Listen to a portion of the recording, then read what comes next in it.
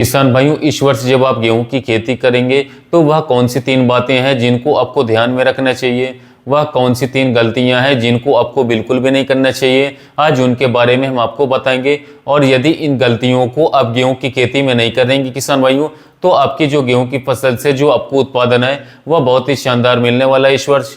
तो इस वीडियो को पूरा अंत तक जरूर देखिएगा। साथ ही साथ यदि आप हमारे चैनल पर पहली बार आए हैं तो सब्सक्राइब भी कर सकते हैं। साथियों, किसान भाइयों, गेहूं की फसल से अच्छी पैदावार लेना हर किसान भाइयों का सपना होता है, लेकिन यह सपना तभी साकार हो सकता है भाइयों जब हम शुरुआती अवस्था में कुछ बातों का ध्यान रखें, जिसमें से नंबर 1 पर आपको जिस गलती को बिल्कुल भी नहीं करना है वह है किसान भाइयों बीज को उपचार करना।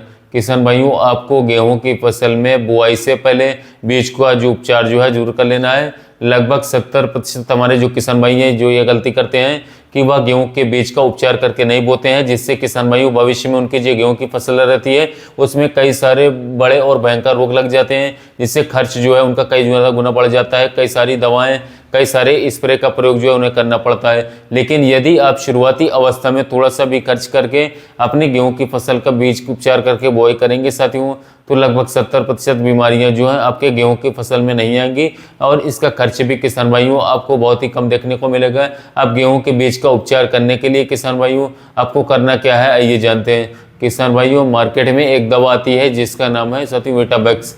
इसको लगभग 80 ग्राम आपको ले लेना है और 80 ग्राम दवा 40 किलोग्राम बीज के लिए पर्याप्त रहती है। और साथ ही साथ एक और साल्ट आता है टेबुकोनाजोल, लगभग साथियों 40 ml आपको इसको ले लेना है और इसका 1 ml 1 किलो बीज के लिए पर्याप्त रहता है। यह मिराडोन नाम से आता है साथियों।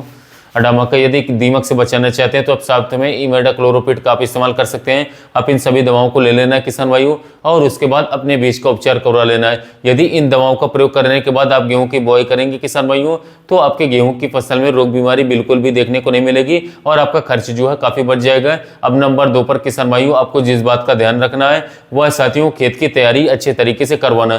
किसान भाइयों, हमें अपने गेहूं की बुआई से पहले अपने खेत को बहुत ही अच्छी तरीके से साथियों तैयार करवाना है। हमें अपने खेत की बहुत ही बढ़िया तरीके से साथियों जुताई करवानी है।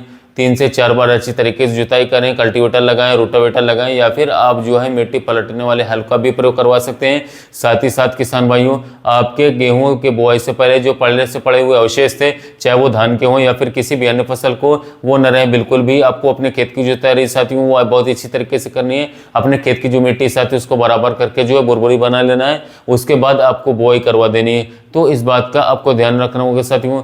सबसे अंत में नंबर 3 पर किसान भाइयों आप लोगों को ये सबसे खास बात का ध्यान रखना है दोस्तों, वो है सही मात्रा में उर्वरकों का प्रयोग करना। किसान भाइयों, गेहूं की बुआई में बात करें तो यदि आप सही मात्रा में सही उर्वरक का प्रयोग करवा देते हैं और आपके फसल में जितने भी न्यूट्रिएंट्स चाहिए साथियों उतने भी मिल जाते हैं, तो हमारे गेहूं की फसल का साथियों वृद्धि और विकास शुरुआती अवस्था से ही बहुत ही बढ़िया तरीके से होने लगता है। उसके लिए किसान भाइयों बात करें तो आपको निम्न प्रकार से खादों का प्रयोग भी करवाना है साथियों। यदि किसान भाइयों आप जो है डीएपी का प्रयोग कर रहे हैं दोस्तों, तो डीएपी की जो मात्रा है आप लोगों को किसान भाइयों लगभग 50 से 55 किलोग्राम प्रति एकड़ के हिसाब से लेना होगा। अब किसान भाइयों यहाँ पर आप लोगों को ध्यान में ये रखना है कि डीएपी में पोटाश बिल्कुल भी नहीं पाया जाता है, तो इसमें आप लोगों को पोटाश भी मिला करके जरूर डालना है। पोटाश की जो मात्रा है साथियों वो लगभग 20 से लेकर के 25 किलोग्राम प्रति एकड़ जरूर डालें। और यदि आपने पिछले सीजन भी पोटाश नहीं डाला था किसान भाइयों, तो इस साल आपको पोटाश जरूर डालना चाहिए। साथ ही साथ आप 15 से लेकर के 20 किलोग्राम प्रति एकड़ से यूरिया भी आप मिला सकते हैं, कोई दिक्कत की बात नहीं है। यदि किसान भाइयों आपको किसी भी कारणवश डीएपी नहीं मिल रही है तो आप एनपीके 12-32-16 का भी प्रयोग करवा सकते हैं। क्योंकि बुआई में यह सबसे बेस्ट खाद है, फर्टिलाइजर है। इसमें किसान भाई नाइट्रोजन, फास्फोरस के साथ पोटाश तीनों मुख्य पोषक तत्व पाए जाते हैं साथियों, जिनकी आवश्यकता हमारे पौधे को जो शुरुआती अवस्था में जमाव के समय पर होती है। एनपीके 12-32-16 की यदि हम मात्रा की बात करें किसान भाइयों, तो मात्रा आप लोगों को 50 किलोग्राम प्रति एकड़ के हिसाब से इस खाद का प्रयोग जो करवा देना है। इसमें आप लोगों को पोटाश बिल्कुल नहीं मिलाना है, पोटाश इसमें पाया जाता है। अब किसान साथियों बात करें तो यदि आप लोगों को एनपीके 12-32-16 भी नहीं मिल रहा है, डीएपी भी नहीं मिल रही है, तो आप सिंगल सुपर फास्फेट का भी प्रयोग करवा सकते हैं, कोई दिक्कत की बात नहीं है। इसका आप लोगों को लगभग 2 बैग लेना है किसान भाइयों और लगभग बात करें 1 बैग यूरिया का प्रयोग करवा देना है और साथ ही साथ में लगभग 20 किलोग्राम प्रति एकड़ के हिसाब से साथियों पोटाश का प्रयोग करवा देना है।